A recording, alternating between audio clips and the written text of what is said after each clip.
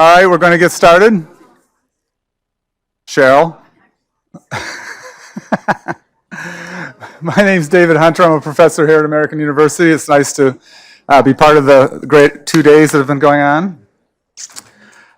This is a panel on EPA's role in international affairs, particularly capacity building. What we've done, what are we doing, what have we learned, what should the future look like for EPA's capacity building and skill sharing around the world. It's a great joy for me personally to participate in this panel, as it brought me back to pretty much the beginning of my international work when I was in Central and Eastern Europe. And I have the unique perspective of, in some ways, being a recipient of EPA's capacity building, because I was representing the Czech and Slovak, then Czechoslovakia, as they received aid from the US EPA. And I can say from that perspective that when we say EPA is viewed as the gold standard and that it's recognized as a leader around the world, that it was certainly true then and there. We're joined by a great group panel. We're going to start with Ruth Greenspan Bell, Public Policy Fellow at Environmental Change and Security Program at the Woodrow Wilson International Center for Scholars. And then we'll be joined by Timothy Epp, Acting Director, National FOIA Office and Assistant General Counsel for International Law at EPA. Then Scott Fulton, President of the Environmental Law Institute, who's been a great partner with EPA.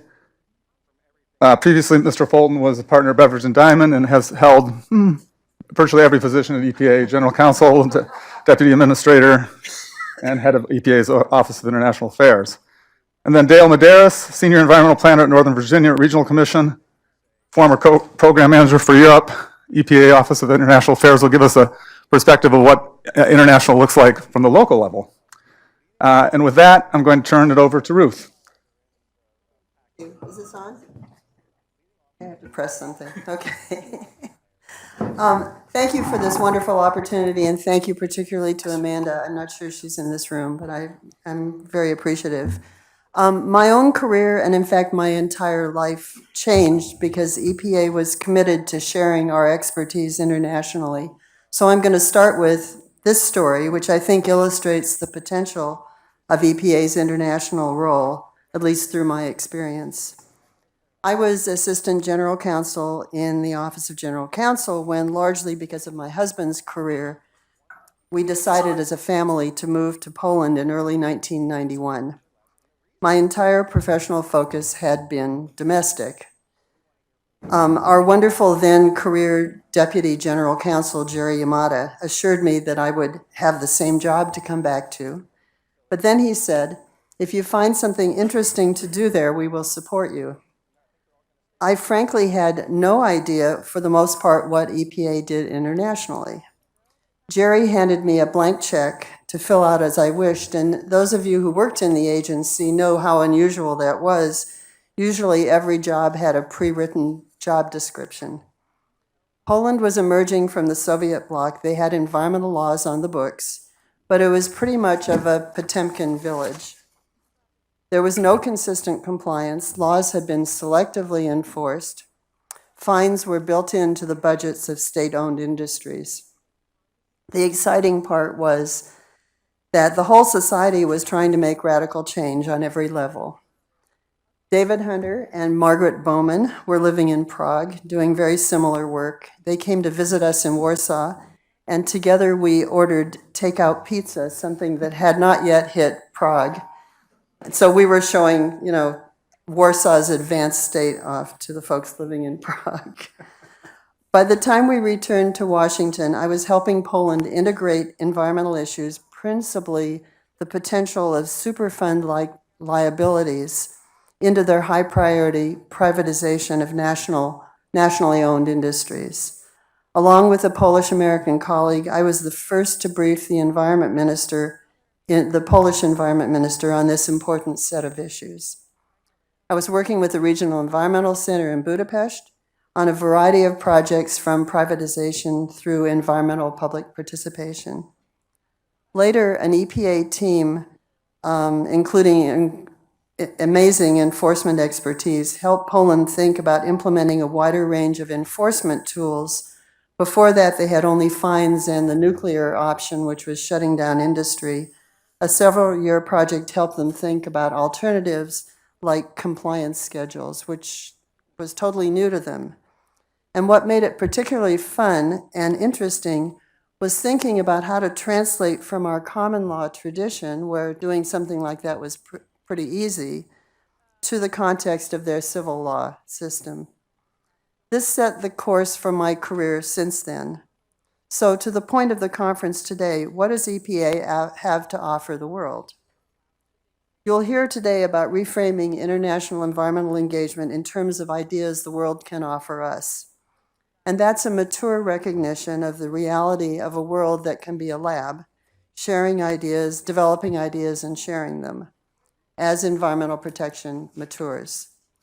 But there are many places on this earth where we still must pay attention to fundamentals, where the culture of compliance that we rely on here in the United States just simply doesn't exist, where laws can be still can be called aspirational. In other words, there's little expectation that the standards will or can be met. They're nice thoughts on paper, not so much in real life. This experience forced me as an American lawyer to think hard about the purpose and meaning of environmental laws, how they're implemented, the assumptions on which they rest. What makes them work? Is it enforcement? Or is it a deeper set of joint assumptions about the function and importance of law in a society? Almost every country we worked in had laws on the books. In Russia, we worked with environmental law experts who were expert on the cutting-edge approaches in the mature environmental countries. They came home, excuse me, to incorporate these ideas in Soviet laws. But in the Soviet period, laws were not generally published. You had to have a need to know to get your hands on them. So when things change in a society like that, what is the meaning of law? How do you restore the eroded public trust? Did that trust ever exist? What did people actually think was the purpose of laws? And in many parts of the world, there's no history of a law-based society as we know it here. Laws are, in the best case, a kind of a consensus document about societal goals and ways to achieve them. They must command public respect. They must motivate people to action. They must be realistic. And they must reduce confusion about people's rights and responsibilities. All this illustrates that for me, an American lawyer accustomed to making certain assumptions about the role and purpose of law, this was a huge learning experience. I hope that we left something of value behind, but I also know how this work expanded my own personal horizons. It changed how I thought about how our system works. It forced me to think more deeply about how and why laws work. It forced me to listen more carefully. And it absolutely informed how I thought about something I worked on later, which was domestic implementation in a wide variety of country settings of international climate commitments. Because ultimately, when countries make such commitments, they must figure out a way to come home and deliver on those commitments. And too often, those commitments are on paper and don't get implemented. When there isn't a lot of experience delivering on domestic environmental promises, international obligations are not likely to fare any better. So I want to make one final point, future challenges. The people we worked with knew how effective American environmental protection had been. They knew the story of Pittsburgh, for example, although more than once when we raised that as an issue, that you can make change, they reminded me, sometimes just with gestures, of US affluence compared to what their economic situation was. Also, all of us assumed relative continuity between Republican and Democratic administrations. Environmental protection didn't stop when a different party took power. In the US, it was understood as a joint enterprise that spanned political parties. My international efforts started in the administration of George H.W. Bush. I couldn't imagine a more supportive bunch of people, and personally, I spent more time at the White House in that administration than at any of my time at EPA. For the most part, leaving aside the Gorsuch era and perhaps Bush 43 on climate change, there was in fact a general consensus, although differences of opinion on emphasis and how you go about it. Given the history of the past 2 years, this might be where we might have to do some patching up in future administrations. Reestablishing our credibility and restoring the money that is necessary to make that happen, to do the international work, as the world's environmental leader will be the challenge of the next administration. And before I end, I just want to note several people in the audience who were foundations of the International Office for many, many years, and I'm hoping during the Q&A that they will speak up and share a lot of their experience. The two people I see are Anna Phillips and Jane Metcalf. There may be others in the room. There may be others in the room who I just haven't recognized just now, but I think it can be a very rich conversation about what we can achieve. Thank you.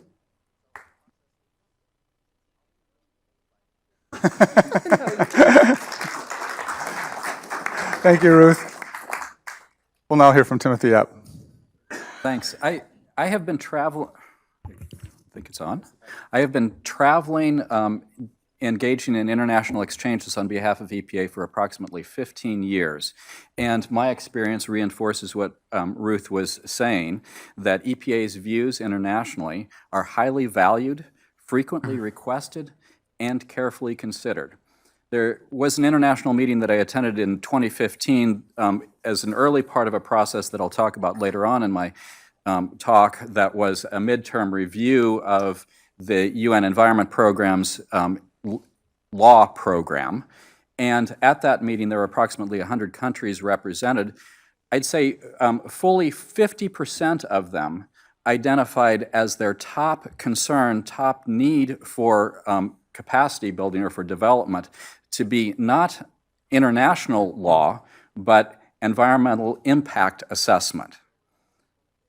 Another very large group identified law enforcement, environmental law enforcement, everything from inspections to how you present a case in court. Others identified the core pieces of writing laws and how you write them in a manner that are enforceable and effective.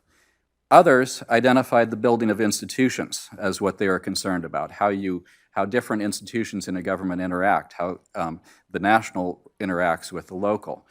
And for all of those things, they looked to EPA, to the US experience as a model to follow. Not necessarily the only one, but as a key one. And our reputation out there lives very large.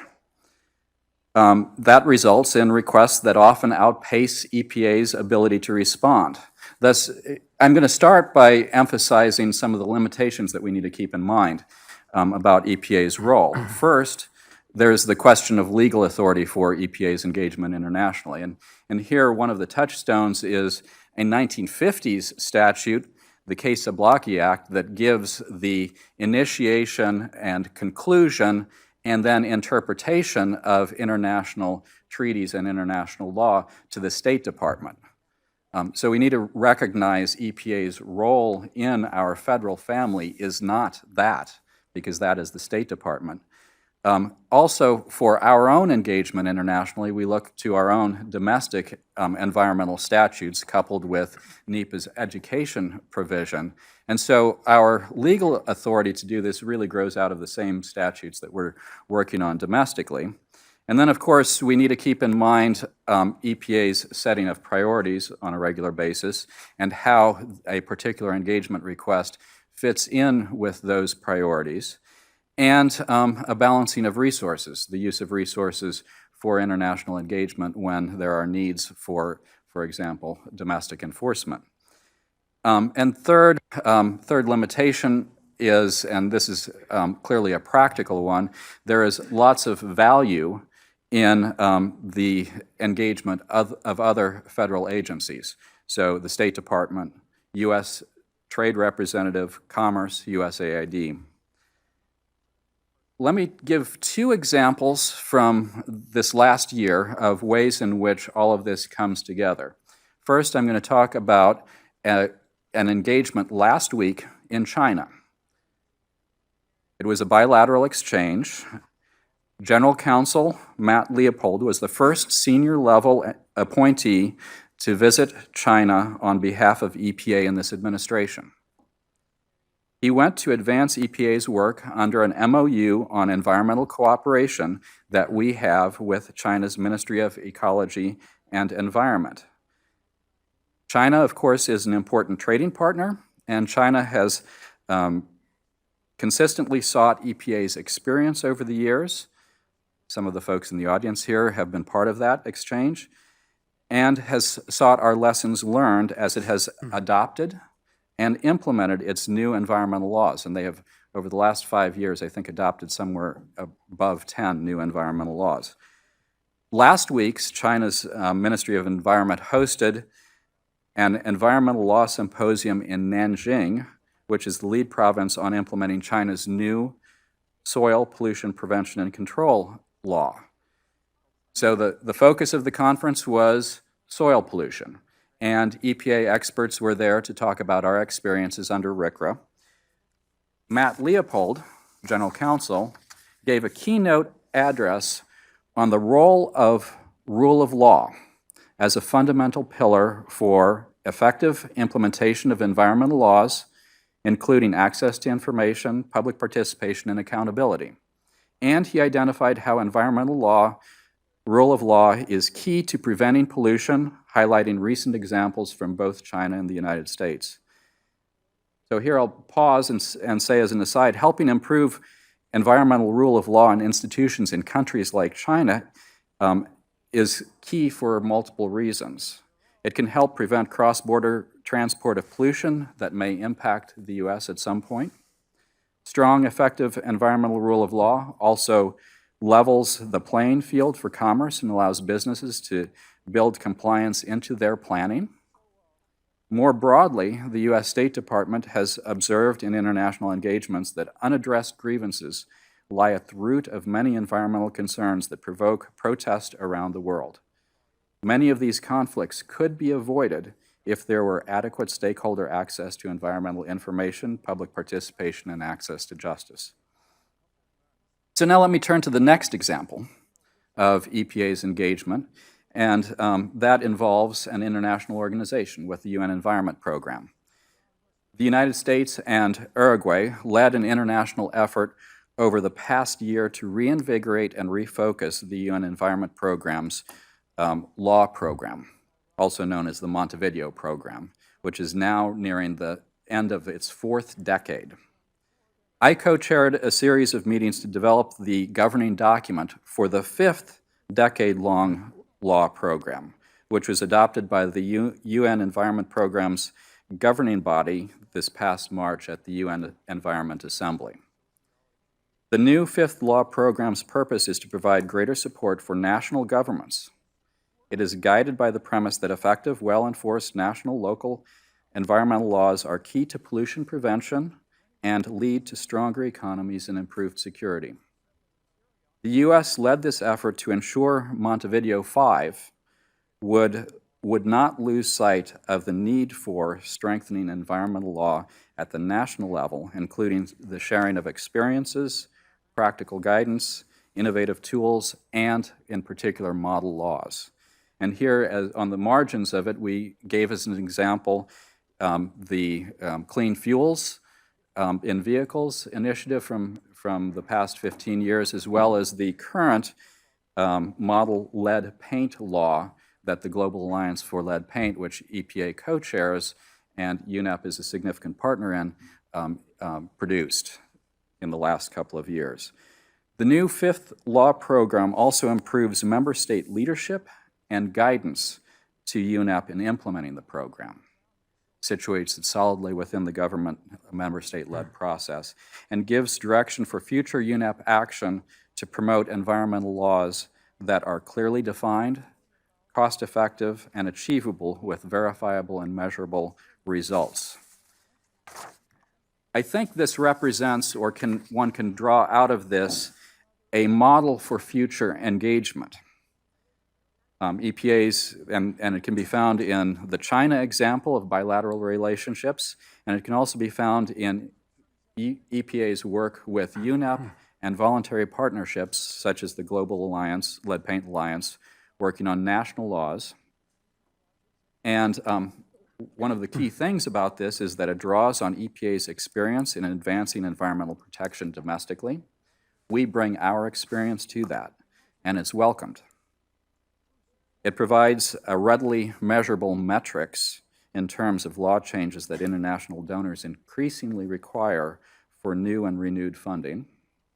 It is nimble and can begin immediately with key partners, as evidenced in our bilateral work with China and the Lead Paints Alliance with UNEP. It is readily scalable and expandable to address other environmental protection issues, whether they relate to soils or air or water. And international partnerships and exchanges of this nature, working with UNEP, can address environmental concerns without the arduous treaty negotiation process involving many countries, and that can take many years, and then are often left, once they're negotiated, with enforcement issues and implementation issues that still need to be addressed. So with that, I'll turn back over to you.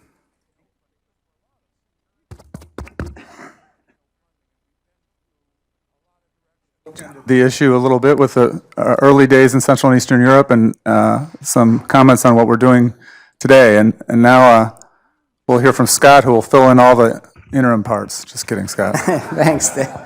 Thank you, David. Good greetings, everybody. It's wonderful to be with you, part of this event. ELI is pleased and privileged to have a chance to be a co-sponsor of this event.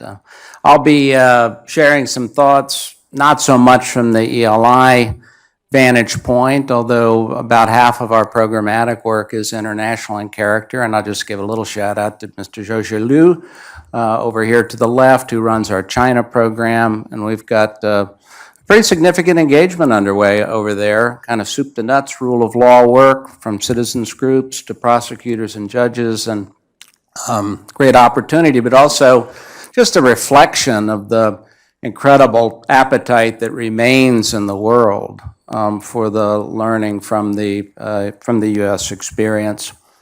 Good to be, I have to say, when I'm with a group like this and so many people that I know, there are two feelings that come to me. One is a sense of warmth. It's wonderful to see you all again. The second is a sense of fear that I have not returned calls or made other mistakes along the way. So I'd like to offer just a blanket apology for all my past failings. For my part, I thought I would do three things, just offer a brief reflection on the past of this environmental international work, offer a few thoughts on where we are in the present, and then think towards the future. My thinking towards the future will probably be primarily in the form of some questions that we should expect to face and need to reckon with. So, any reflection on the past of international work at a place like EPA, I think, has to begin with a big thank you to the person who's really the father of international work at the agency, in my view, which is Mr. Bill Riley, sitting right over here.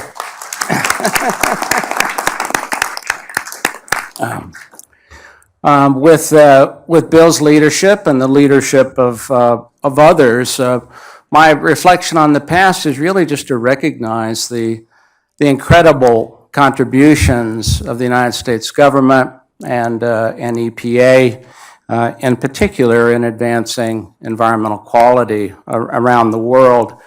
The United States interventions and leaderships have not only raised the importance of preserving natural resources, but also helped build systems of laws and institutions to that end, has helped bend the trend line of exploitation and destruction from what it otherwise might have been. But the contributions even go beyond the environmental sphere. Our work with governments around the world around issues like citizen engagement and the environmental context has served as a leading edge for further democratization and a lot of the world with citizen involvement in the environmental context serving as an example of where citizens should be involved more generally. So these are really tremendous accomplishments. How did we come to it? Well, we were, of course, among the first to industrialize, and so we were also among the first to encounter the consequences of rapid industrialization, and we're forced really by our own calamity to figure things out. So we became the pioneers in environmental impact assessment. We became the pioneers in pollution control, environmental pioneers, period. And the incredible knowledge that we developed became the envy of the world and ultimately a key strategic foreign policy asset for the United States government.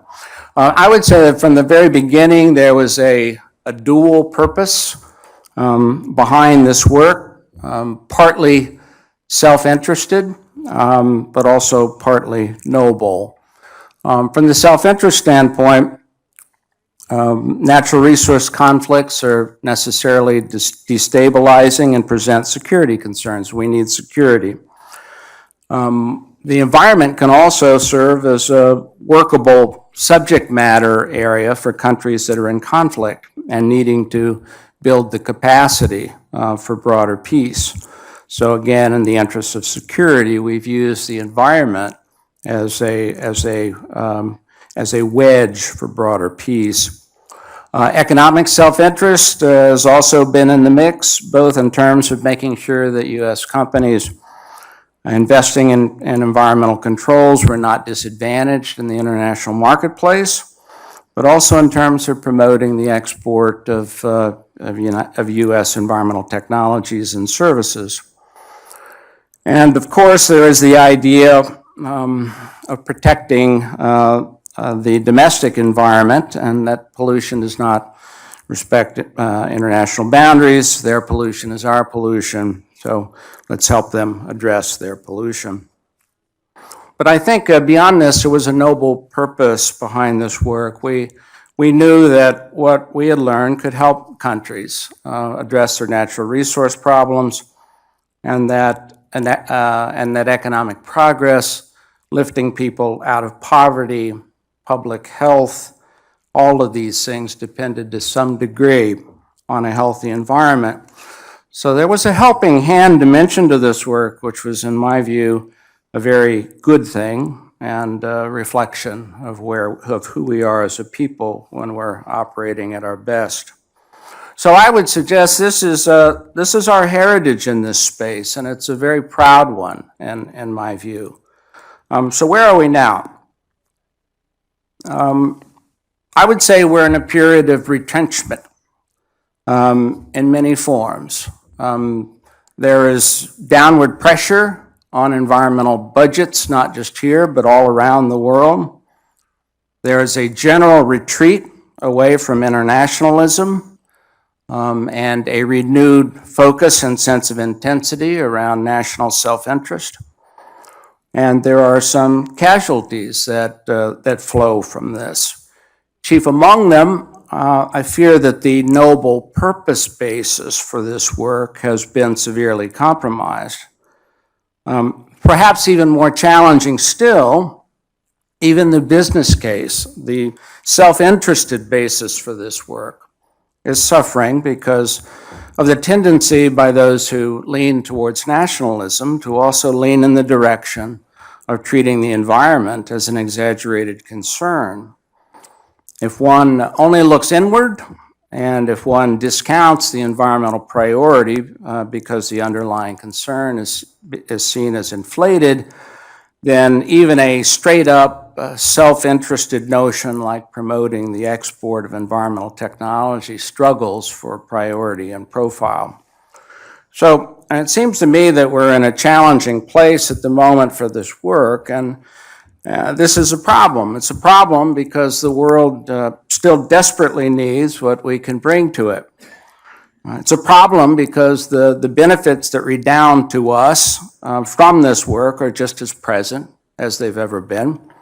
It's a problem because despite the achievements of the past, our fixes have not kept pace with rapid development around the world, and certainly not with advancing problems like climate change. The Environmental Law Institute recently put out a report for UN Environment entitled Environmental Rule of Law, First Global Assessment. This was put out, I think, at the end of January. If you haven't seen it, I commend it to your reading. The study makes a lot of observations, but concludes ultimately that although a lot of progress has been made around the world in developing environmental laws and institutions, ineffective implementation is still fairly rampant with increasingly grave consequences. And we are not doing well against some key indicators of environmental health. Despite all of the focus in recent years over deforestation and wetlands loss, we have not yet turned the tide on those issues. And loss of habitat and other factors have put us in an extremely vulnerable place with respect to biodiversity, with fears now being expressed about the collapse of entire species from a changing climate alone.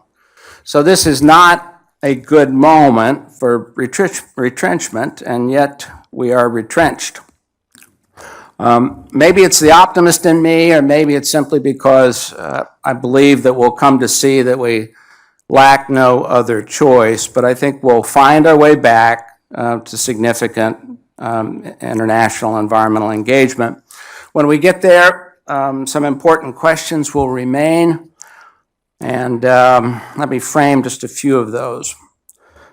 First, in the past, we have rightly seen ourselves as the world's teacher when it comes to the environment. But while we may be currently more or less running in place, others are running forward on important issues like catalyzing the circular economy, like internalizing the costs of ecosystem services and environmental choices and decisions. And one question for the international apparatus of an agency like EPA will be whether we're ready to learn rather than just teach. Second, how will we reckon with the likelihood of sustained downward pressure on federal budgets? Foreign policy work tends to be inherently governmental, deeply dependent on government labor, and therefore disproportionately affected by budget cuts because personnel costs run higher than contract costs. How will we finance this work going forward? Relatedly, can government be more efficient in how it does this work? I don't think we've yet arrived in terms of the bridge work within and between agencies and getting international work done. There is still a tendency to hold things close and build internal expertise rather than harness resources that already exist elsewhere. The dynamics are complicated, I know, but the combination of control behaviors and free agency are a big problem in this space. Relatedly, again, can the private sector play a more significant role in advancing environmental objectives around the world? What does the adoption of sustainability measures by multinational companies add to this equation? What does supply chain management, which is effectively private sector systems of regulation, bring to this? Can or should the public-private interface be more relevant to the environmental foreign policy of this country? Finally, how will we reckon with the coming data tsunami as low-cost sensors, drone technology, and satellite sensing, all assisted by artificial intelligence, give us real-time information and narratives on natural resource loss, pollution, and the movement of environmental contraband? What will we do when we can see much, much more clearly what is happening around us and to us. Perhaps it's then that we'll return to the hard work of stitching together tools and actors around the world to correct an image that we cannot ignore. So thank you for your attention. I look forward to your questions.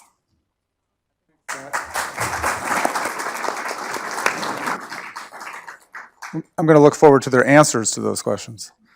And maybe Dale will give us some. Dale Medeiros. Thank you very much. It's a real privilege to be here. Thanks to Amanda and Ingrid and everyone on this panel for allowing me to be here. I'd also like to say thanks to Alan Hecht, who passed away on Friday. I don't think I'd be on this panel if it wasn't for Alan's help and all the support that he gave to me when I was at EPA. I'd like to share with you just very shortly the perspectives of the cities and how they can engage internationally, with the hope that it might inform some of EPA's future work as it looks ahead. Lots of attention is being placed on cities for obvious reasons, particularly in the context of climate change. Cities are the largest emitters of greenhouse gas emissions. They're also subject to being the victims of the effects of climate change. There's also EPA's substantial role in cities and metropolitan sustainability issues, the budget, the legal authority for things like Superfund, brownfields, environmental justice, water infrastructure, all support a very robust domestic agenda. And as the attention of the world focuses on cities, the question then emerges, how do cities collaborate? What do they do other than just meet in event-based contexts? And I'd like to give some insight into ways in which that might be addressed. Part of the problem with global international work at the local level is frankly that it's seen as niche. It's seen as boutique and marginal. In the most toxic contexts, it's seen as wasteful, and that hurts. I think it's sad for all of us to see the headlines in the papers about a junket, a boondoggle, because we know that's not the case. We know this work is really important. And so what I think we all aspire to do is make the work internationally of cities, also the agency mainstream, certainly not just abroad, but with respect to Flint, Michigan, or to Huntington, West Virginia. And I think that there are ways that we can discuss about how to do that. Just very shortly, I work for a regional council of governments, 13 local authorities in Northern Virginia. We're an agency of the Commonwealth of Virginia. It's everything in size from Fairfax County, 1,500,000, to town of Dumfries. So my board is comprised of the mayors, the county commissioners, the councilors of these towns. And they have expectations about clean drinking water, about clean air, about smart cities, about renewable energy. And we're growing faster in 37 states. We're a globally engaged region. Fun fact is that we're home to a vast array of data centers. It's estimated that 70% of the world's internet traffic passes through the data centers of Western Fairfax to Eastern Loudoun, which is why we have lured companies like Amazon. It's an issue that be fun to address a little bit later at the close of my remarks. So the way in which we have elected to work internationally is premised on 3 core points I'd like to share with you. The first is the unilateral transfers of lessons, and the operative term is unilateral. It's about ways in which we take innovations, policy and technical, from other countries and apply them that lead to outcomes that help cities like Alexandria, Arlington County, Falls Church, all of our members, help them environmentally, economically, and socially. And that's fundamental. The second core point is that we prioritize the numbers of countries with which we work. That's important so that we stay focused on the outcomes and stay strategic. We have a filter that we use. I'll discuss very shortly about how that's applied. But it's important for us to make this work so that we say international works and that it's not a distraction. And the third key point is that when you're dealing with micro-cogeneration, passive house design technologies, green infrastructure, TMDLs, these are very complex issues, and you need support, you need partnerships, which I think is a pretty important part of the agency's work. And so we have reached out to our commercial, our governmental, also to our academic and scientific partners. Let me just elaborate really quickly about the 3 points. With respect to the first one, unilateral transfers of lessons, the arrow flows from abroad to Northern Virginia. And there are 2 real critical benefits to that. The day job of wastewater treatment engineer at Alexandria Renew, the job of an energy planner in Arlington County, the day job of a transportation planner in Loudoun County, it's to improve transportation, to alleviate congestion, to improve water quality in the Potomac, to address TMDLs. When we take the knowledge, the innovations from abroad and apply it locally in the United States, we help these guys. They don't see necessarily international work as a distraction, they see it as a complement to their work. The second, I think, more intangible benefit of having that arrow pointed from abroad to Northern Virginia is that as great as the reputation of EPA is abroad, the image in the United States right now is sort of suffering. And there's this notion of American exceptionalism that we sort of have to address and we suffer from. And I think that when we reach out to the world and we say, we want to learn from you, we demonstrate a humility that softens those edges of American exceptionalism. We tell the world, look, we want to take ownership of some of the problems to which we've contributed, and all of them, but we want to take ownership of them, and we want to learn from you, critical country A, critical country B. With respect to the second point, the filter that we use, it's imperfect, but it's been working for us so far. We use economic interconnectedness, mostly in the form of foreign direct investment data at the state level and trade. And what we find is that the countries that are invested in us tend to be the countries that also offer us a lot of innovations. They tend to be the Netherlands, the Germanys, the Switzerlands, the Frances, and the Canadas.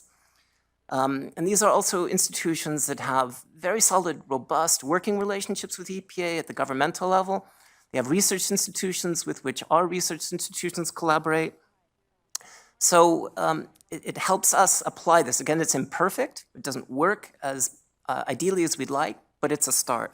The third point, the partnerships with our governmental, our commercial, our civil society, our research, our scientific institutions, is premised on where our business model of working internationally converges with theirs. We're not telling them they have to dismiss their international work. First of all, we don't have the authority. We function more or less as a think tank.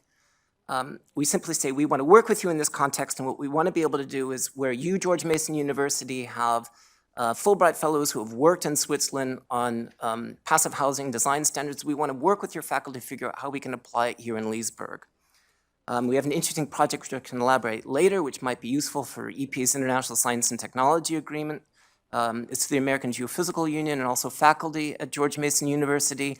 We've got the support of hydrologists, 2 civil engineers, a meteorologist to help us figure out stormwater modeling in light of the precipitation models that tell us what's going to happen over the next 10, 15 years, and then figure out how that can be used to bridge the gray and the green infrastructure conversation so that we avoid the next generation of Ellicott cities. Why that's useful is because it's unusual for international science and technology collaboration to steer away from sort of basic research. This offers a new opportunity for cross-national global science and technology research that's applied at the local level. I have a lot of slides, but I'll just highlight quickly how this has been at work in restorations of places like 4 Mile Run. The Community Energy Plan of Arlington County was grounded in some of the work that we started with Germany. It's worked. An important point with respect to our methodology also is that we know that this is not just add water and stir. We know that this is a complex process, that this is long-term, and it requires lots and lots of conversations. And we've stayed sensitive to the process of making sure that what we take is suitably adopted to this unique regulatory, legal, environmental, technical, cultural landscape called the Commonwealth of Virginia. And I think that's really important to bear in mind. So in closing, just 3 points that I'd like to share with you is that our work has sustained some modest, actually pretty good political support, not just from within our board, but also at the state level and also at the federal level. Congressman Conley is our former chairman, worked with us on a lot of these issues before he left Fairfax County to become a member of Congress. Congressman Beyer, of course, is a former US diplomat in Bern, has helped us a lot on these activities. Senator Kane, when he was governor, actually signed an agreement with the German Federal Ministry of Environment that we wrote for him that co-launched the Transatlantic Climate Bridge. And so we see this also, yes, you could argue Northern Virginia is quite blue politically. We think that this has an appetite also to be a blue-red divide when it's done strategically and when it's done thoughtfully.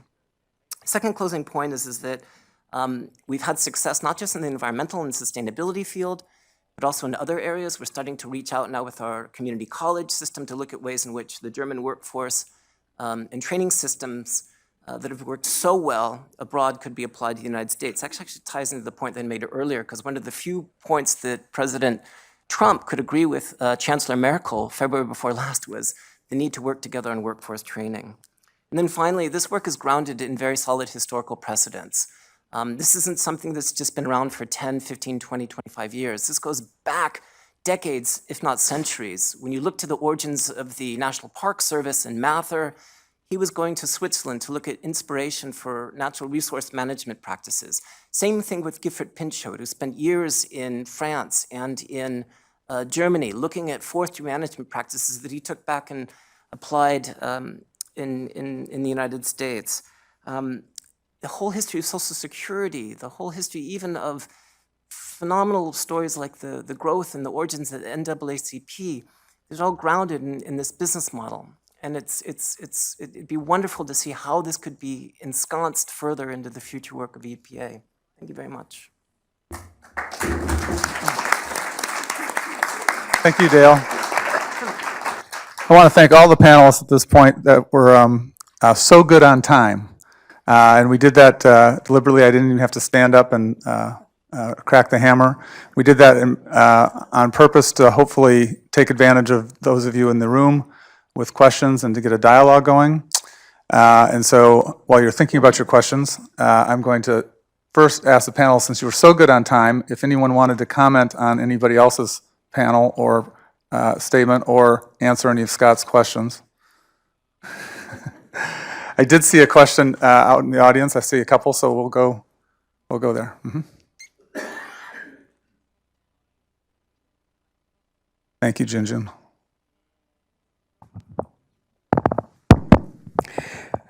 Good morning. I'm Timothy Epp. You mentioned tribal governments, and I just was curious about if we could elaborate on the relationship of tribal governments in the U.S. and indigenous nations outside of the U.S. in terms of the role for EPA in that.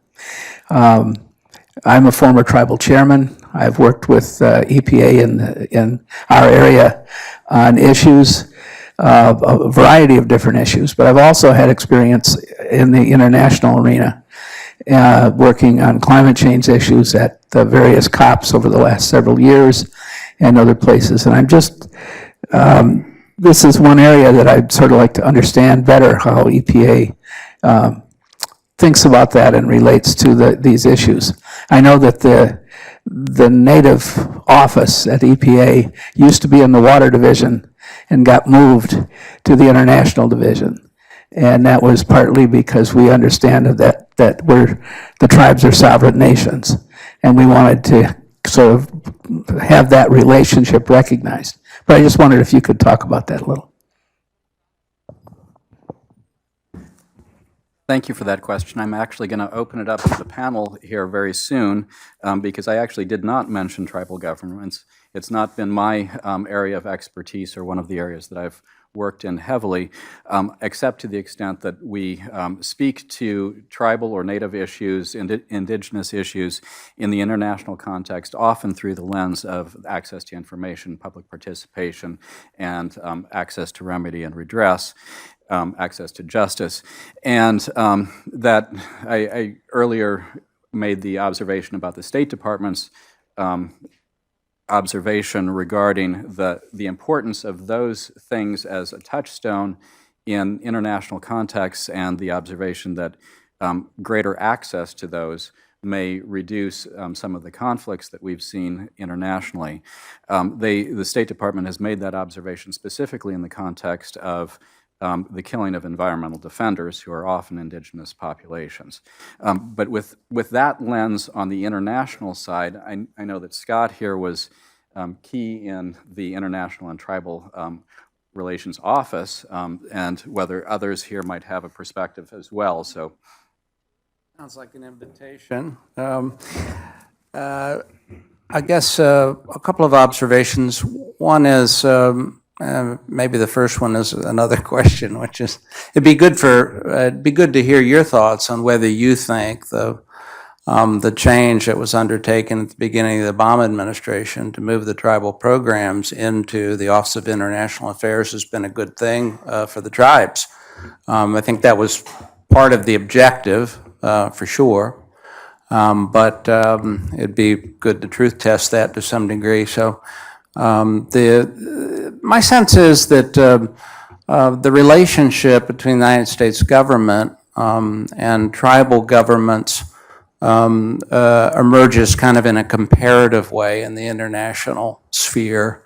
I don't know that EPA has historically taken it upon itself to try to tend to the bridge work between other governments and their indigenous peoples, or has played a convening role in more generally bringing networks of indigenous peoples together around the world. That's probably partly a reflection of the challenges that are embedded in our own political context. The complications that the U.S. government has always had relative to states when it comes to the tribes, and the difficulty that the U.S. government has always had finding a clear voice on these issues. But perhaps this is a space where the United States could offer more meaningful leadership, particularly if we thought we were doing something right in this realm, and you'd be a better judge of that than I.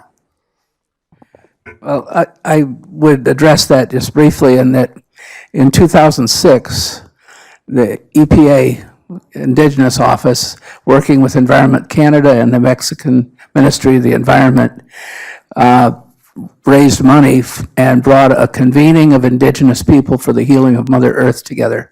We met down in Palenque in the state of Chiapas in Mexico. We had 50 representatives from indigenous people in Canada, from the US, and from Mexico.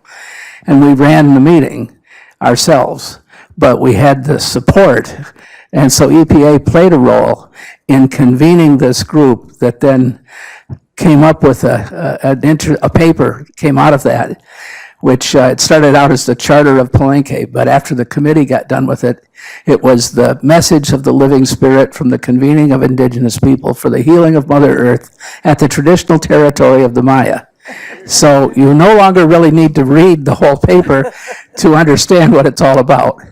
But this is a very important paper in the indigenous world that has helped us a lot. And it's a role that EPA played.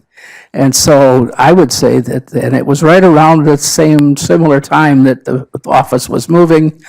Carol Jorgensen was the one that was working on that and helped with both this meeting and also with that move.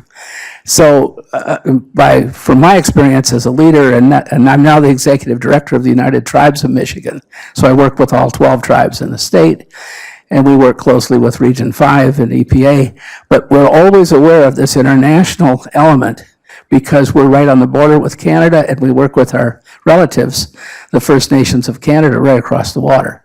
So there is a role there, and I feel that office being in this focus on international is really important to us.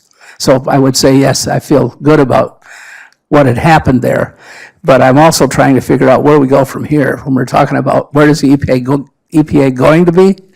Well, this is one of those things that I would like to see more emphasis on, and I'd like to see it thought through a little more in terms of how that's the future EPA is formed. Also put a plug in for the panel that's going to take place after this panel on the relationship with states and tribes. I also want to commend Tim for mentioning the impact on human rights defenders and environmental defenders, or the context of our giving capacity building is also a context of currently of closing civil society space, and the message of the importance of civic engagement and public participation is an important one for EPA to be sending as we work in countries that aren't necessarily democratizing.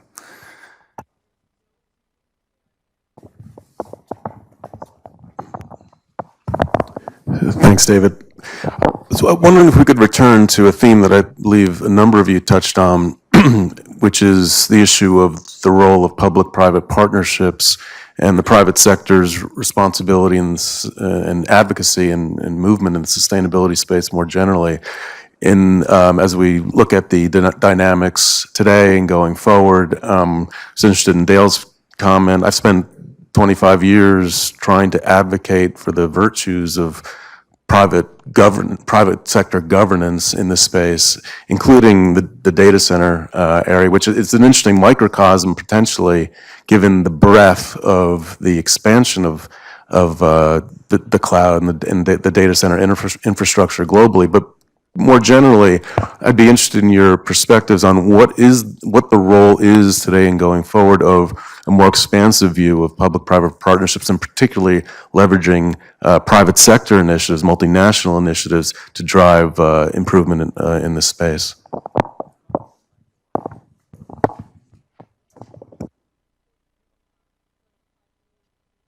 Going way back in history, but I mentioned in my remarks that one of the first important issues I worked on in Poland, and I think maybe David worked on in what was then Czechoslovakia before it split, was that they were very eager, the governments were eager to take these nationally owned firms, it was obviously a socialist economy, and spin them off, sell them off, and that many of the investors came in with the experience of having gone through, for example, Superfund responsibilities in the United States. And although none of these countries had those, had even begun to address those issues, there was already the idea that they would eventually be part of the European Union and they would have to conform up their laws. And so they were raising these anticipatorily, these issues in these negotiations.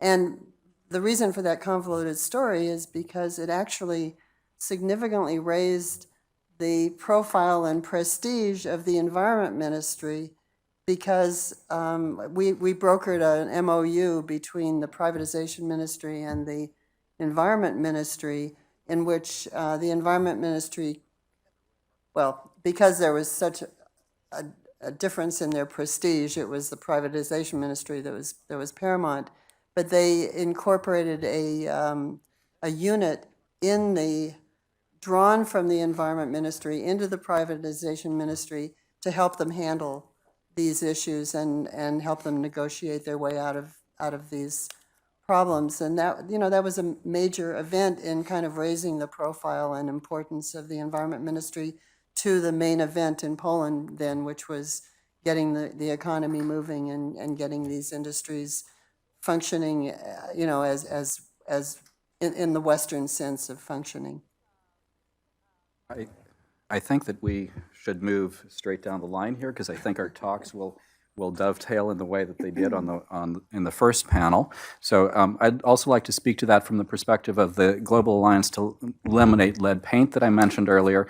So many people in the room might think of that issue as, oh, that's such a passé issue. We solved that issue back in the 70s. But the fact is that most of the countries in the world actually do not have laws on lead paint. And the Global Alliance is itself a co-chaired or chaired by the United States, but has the partnerships with other countries, including Germany and others from Europe, as well as key industry partners. So some of the leading manufacturer coalitions of paint pigment manufacturers are a party to that, because they have no interest in there being lead paint anymore. They've solved this problem as far as a technological issue goes. It's truly an issue of getting uniform laws around the world on the subject. And our Commerce Department is involved in our work on it. They view it as a great example for working with countries in Central Asia on working together on what is essentially a commercial law from their perspective, with significant public health impacts. And there's a medical doctor, Dr. Trisani, from the New York University that has estimated the annualized cost of the damage to children around the world right now. The annualized cost is close to $1 trillion as a result of exposure to lead. And so, this is a significant public health issue, and it's one that we have a partnership that is a public-private partnership. That there are some kind of manageable, kind of bite-sized pieces of this equation, and then there are some kind of grand ideas out there in this space. On the bite-size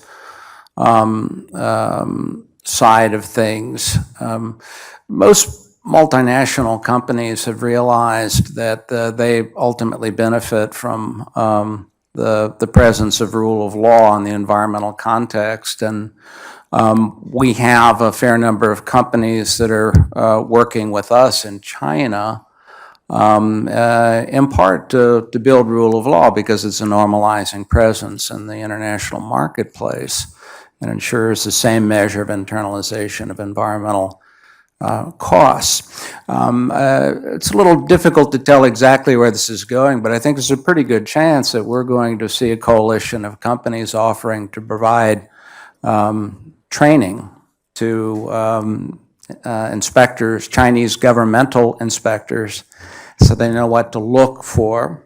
They know what a state-of-the-art control regime looks like, and they have some sense of what the absence of one looks like. So this is work that we're doing at ELI, but it's work that could be done in a bigger and grander way with the wind of the federal government at its back.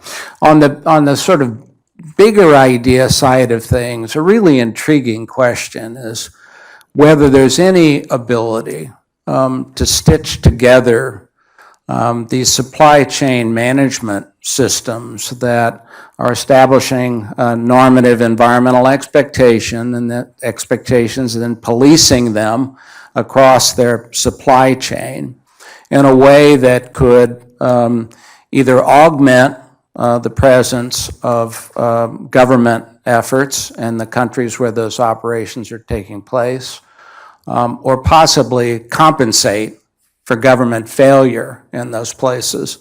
And one of the learnings from our work in this area is that when it comes to building the capacity of governments, it's not always a lasting thing, unfortunately. There's a give and take from the political process in countries that can essentially render meaningless some of those investments. So that it's not a guarantee that the capacity we're building is going to be there for the long haul. So if you had the private sector in a complementary way, and particularly if it was possible to do it in an organized or coherent way, creating a pressurized environment around environmental performance around the world, that could be a very significant assist in meeting our environmental objectives. But there are antitrust issues and all sorts of other things that complicate the mechanics of that, but that doesn't mean we should give up on it. I think there's really an intriguing notion present there. I wish I could give you a better answer than this conversation has just started in the context of the data centers. I think IPCC reported, and don't quote me on this, it was something like 2% of greenhouse gas emissions are directly related to data centers, and the growth is expected to be exponential, doubling over the next 5-10 years. We see the demand for renewable energies from these firms like Amazon and Facebook that are coming in to our region.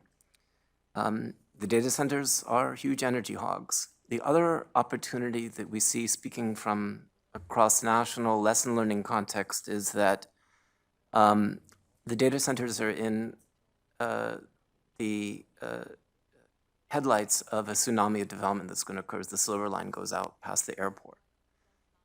And so we see opportunities for heat conveyance from the data centers, drawing from lessons in which heat has been conveyed from data centers into district energy systems in cities like Darmstadt or Frankfurt. So we're just starting now a conversation, literally just now, about how we could draw those lessons and make the development that's going to take place out there more sustainable from an energy perspective. We have about 5 to 10 minutes, and so I'm going to take 3 questions. Here, because you were early, and I want to do one in the back just to bring it back, and then, sorry about that. Go ahead. You have the mic, that's how you got chosen. Yeah. There is a group of sort of stealth international ambassadors for EPA, and those are called scientists. And they travel all over the world, and they give talks, and they meet other international scientists, and they educate about EPA. I mean, there's no EPA scientist that doesn't start their talk without saying something about where they're from and what EPA is. So I'm just wondering what you feel is the scientist's role in international context.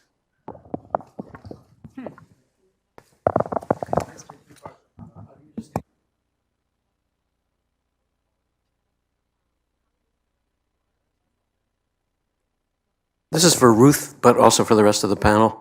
In the late 80s, I spent a week without heat in Białowieża in Poland, writing environmental clauses for what was to become the new Polish constitution after the Jaruzelski government fell, which it had not done yet. It was an extraordinary experience. They did not even have a deed registry in Poland, and they were talking about creating environmental rights and trading them. Right? A lot has happened since then, but in the last 5 years, Poland has lurched to the right and pretty far away from some aspects of the rule of law, like a lot of the rest of the world. And my question is, how much of what you all did is sticking, and what are the mechanisms to keep it in place as this process plays out? We've got the question here, but I'm interested in Poland.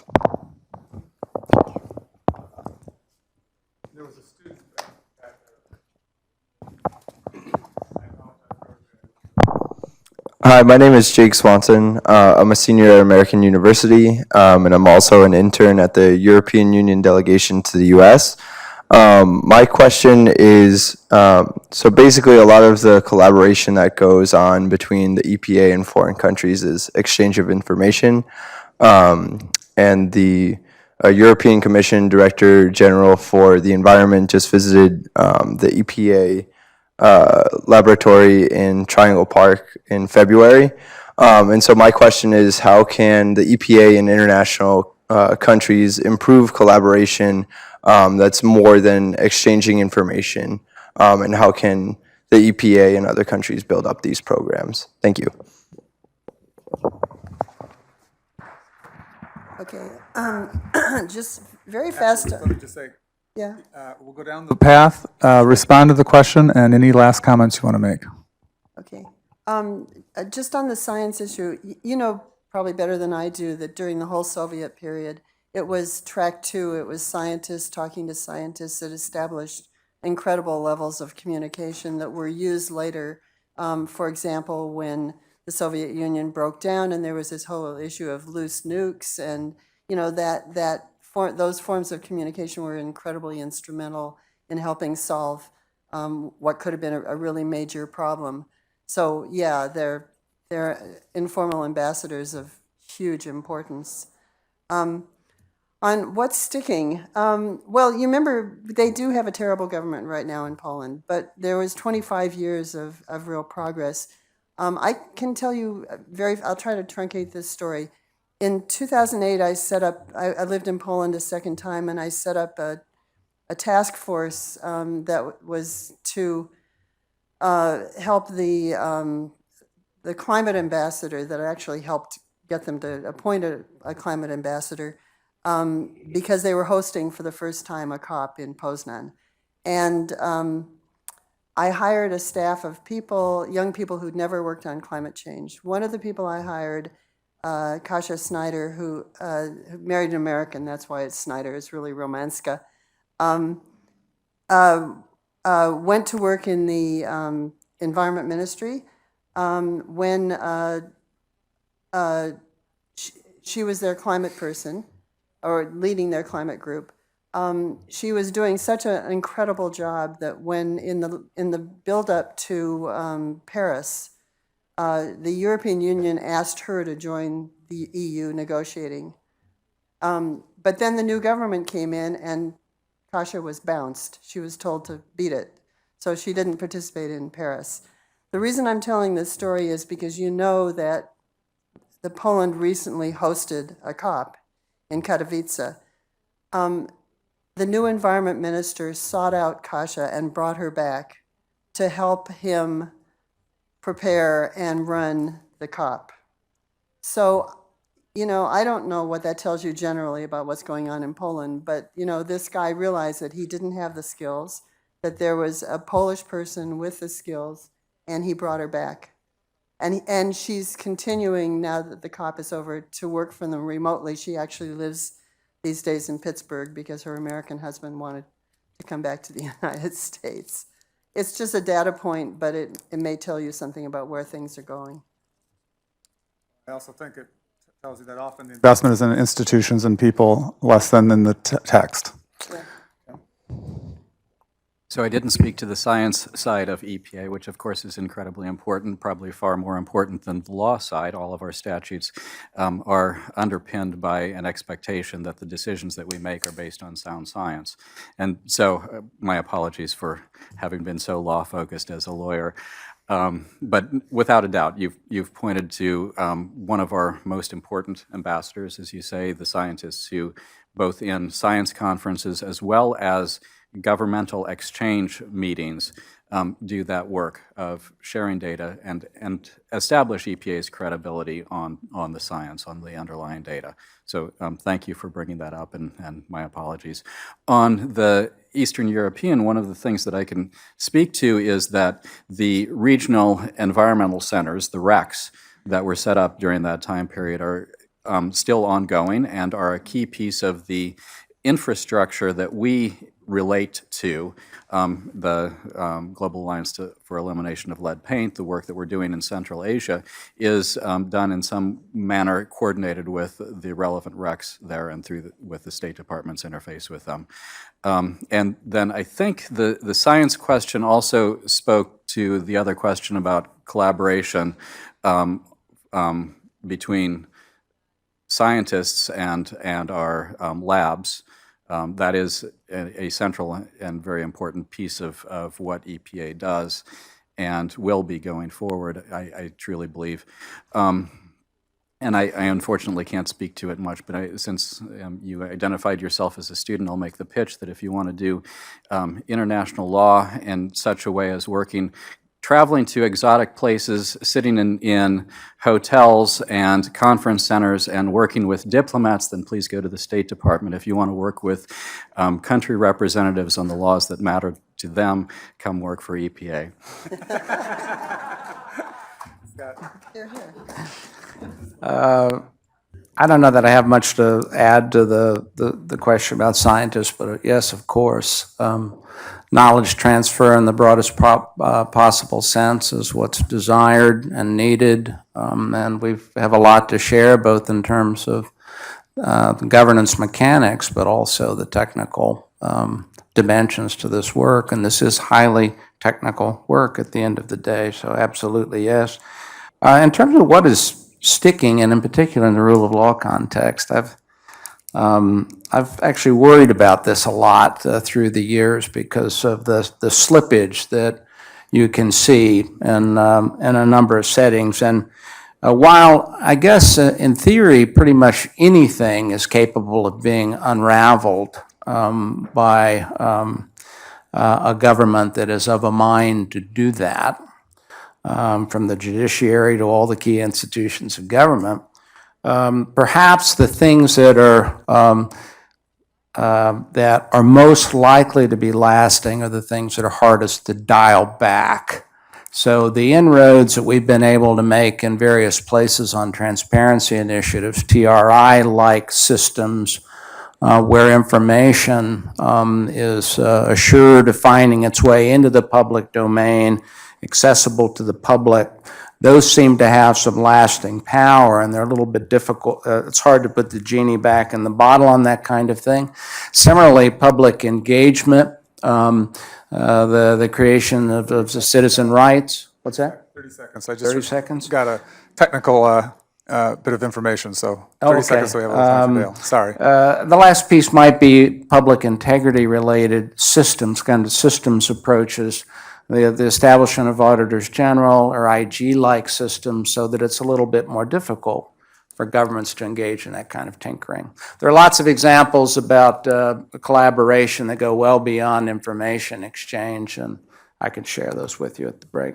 Dale? Sorry about that, but go ahead. Really Dale. quickly, the extent to which the 4 points that the first question raised converge, EPA, international, science, and local, or in my case, local, sorry, that was what I introduced. There's a great program that I referenced. It's the American Geophysical Union's Thriving Earth Exchange. It takes the AGU scientific membership that aspires voluntarily to work at the local level. And in 4 weeks, we'll be in Stuttgart, Germany, looking at ways in which faculty from George Mason University can work with their counterparts at the University of Stuttgart to figure out ways in which that region's 80-year history with green infrastructure and urban heat island mitigation and stormwater modeling could be applied to the benefit of our own. So I think that that would be the first step. The second is that just down the road from us is the American Society of Civil Engineers. The Director of International Programs and Sustainability Programs wears both hats. He's a friend. And it would be great to encourage him to develop an international plan for ASCE so that maybe the report card could be informed by best practices abroad and then get the EPA scientists to help that. That's a target-rich environment and something that would bring in measurable benefits, I think, to us nationally on everything from grid renewal to renewable energy to roads to dams, water infrastructure. And then in response to the third question, I think it would be great if the EU could support a text project that builds on this lesson learning from abroad so that we get results in wastewater treatment or stormwater modeling or climate modeling. That's it. Thank you. And before I give up the mic, I want to thank everybody and thank this panel. I particularly want to thank Bill Riley. You won't remember this, but some of what we discussed here is a bit about having humility and taking information from different sources. And when Bill led the first EPA delegation to Central and Eastern Europe and to Czechoslovakia, my wife and I were junior lawyers, very junior lawyers, and he and his team still treated us with respect and let us participate in the different processes, and I'll forever be grateful. It was a great learning experience, and one of the reasons to do this work is that we learn mutually, as Dale and others pointed out, and I hope you all learned as much from this session as I did. We had to cut it off a little short because technology is going to have this wall disappear from us, so we can get back. And we'll go back to Amanda. Yeah, so thank you all so much.